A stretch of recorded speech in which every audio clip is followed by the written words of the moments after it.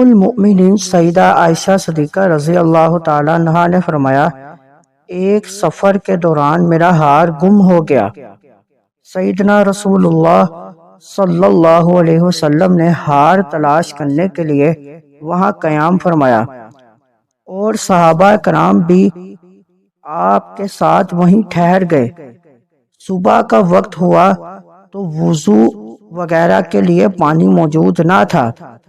اللہ جل جلالہ نے آیت تیمم نازل فرمائی اور صحابہ کرام نے تیمم کیا۔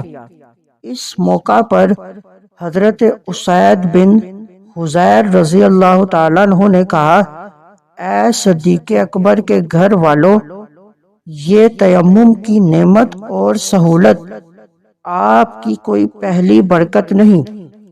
ام المؤمنین رضی اللہ تعالیٰ عنہما نے فرمایا، جس اونٹ پر میں سوار تھی اسے اٹھایا تو اس کے نیچے ہار مل گیا۔